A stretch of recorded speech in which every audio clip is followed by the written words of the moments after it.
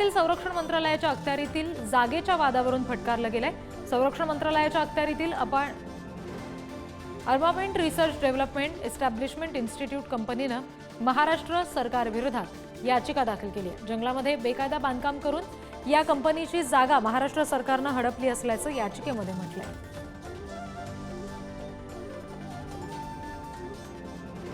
या सगळ्या संदर्भात आणखी तपशील घेऊया प्रतिनिधी धनंजय दळवी यांच्याकडून। धनंजय, काय नेमकं कोर्टानं म्हटलंय आणि राज्य सरकारकडून कधी नेमकं उत्तर यावर दिलं जाईल?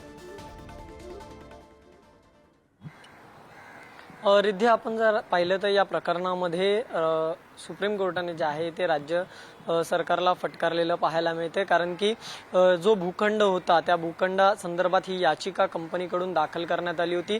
त्या भूखंडावर बांधकाम झालं, लष्कराच्या जागेसाठी ते राज्य सरकारने ती जागा घेतली, मात्र पर्यायी जागा देणार असं म्हटलं आणि त्यानंतर जी पर्यायी जागा त्या कंपनीला संबंधित देण्यात आली ती जागा देखील वनक्षेत्राच्या अखत्यारीत येत असल्यामुळे त्या ठिकाणी कोणतीही गोष्ट जी आहे ती सध्या त्या कंपनीला करता येत नाहीये।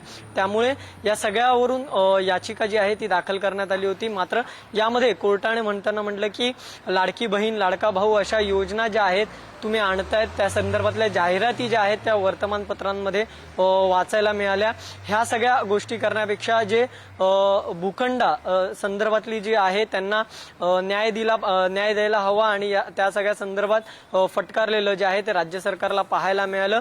नुकसान भरपाई जी आहे ती तरी द्यायला हवी होती असं देखील त्यामध्ये म्हणण्यात आलेलं आपल्याला पाहायला मिळालं। त्यामुळे या सगळ्या संदर्भात आता पुढील सुनावणीच्या वेळेस जर संबंधित याचिकाकर्त्यांना जर दिलासा मिळाला नाही तर सचिवांना जे आहे मुख्य सचिवांना या ठिकाणी उपस्थित राहावं लागेल सुनावणीच्या वेळेस आणि त्यांना या ठिकाणी उत्तर जे आहे द्यावं लागेल। त्याचबरोबर शपथपत्र जे आहे ते देखील लवकरात लवकर दाखल करावं। या सगळ्या गोष्टी करण्यापेक्षा संबंधित पीडितांना जो आहे तो या सगळ्या संदर्भात दिलासा द्यायला हवा। खरं तर या सगळ्या संदर्भात राज्य सरकारला फटकारण्यात आलेले आहे। त्यामुळे नक्कीच आपण जर पाहिलं तर ही याचिका जी आहे ती दाखल करण्यात आली होती आणि त्यावरून हा सगळा वाद जो आहे तो आपल्याला समोर आलेला पाहायला मिळतोय।